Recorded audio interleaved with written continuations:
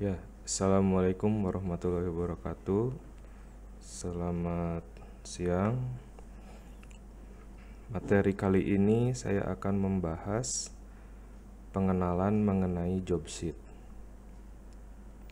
Nah, jadi job sheet ini adalah lembar panduan yang digunakan untuk melakukan suatu pekerjaan, yaitu praktikum. Jadi kurang lebih seperti ini.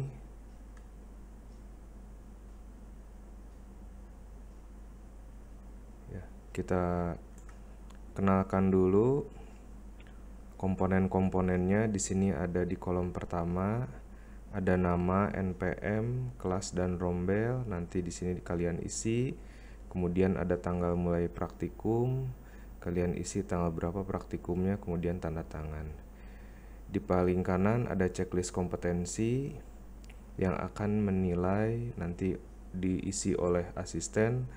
Nanti asisten akan menilai hasil kerja kalian. Kemudian lanjut ke kolom yang bawah, ada judul praktikum, yaitu praktikumnya proses penghilangan kanji contohnya.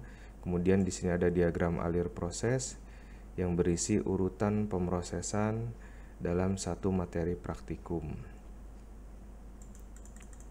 Kemudian setelah itu ada alat-alat dan bahan yang diperlukan. Ini kalian nanti disiapkan sebelum memulai praktikum. Kemudian setelah itu praktikum akan dimulai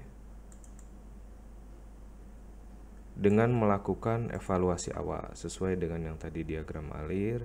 Ini adalah evaluasinya 1, 2, 3 apa. Kemudian hasil dari evaluasi yang kalian lakukan nanti akan diisi di sini. Kemudian setelah itu kalian akan dikenalkan pada yang namanya resep. Di sini ada float dan ada kebutuhan zat dan juga ada parameter proses seperti suhu dan waktu. Ini resep proses desizingnya, ini resep proses pencuciannya. Kemudian nanti di sini kalian isi dengan perhitungan resepnya. Nanti perhitungan resepnya akan dibahas di materi yang lain. Kemudian setelah itu di sini ada skema proses. Nanti ini sudah ada, nanti kalian bikin skema prosesnya di sini. Dibikin ulang. Sambil belajar kalian membuat skema proses. Nah, kemudian setelah dilakukan selesai prosesnya, terdiri dari ini desizing dan cuci sabun, kemudian lakukan pembilasan oleh air mengalir hingga bersih kainnya, kemudian dikeringkan.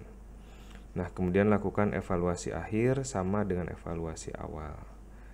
Kemudian setelah itu dari hasil evaluasi awal dan akhir bisa dihitung persen pengurangan beratnya berapa.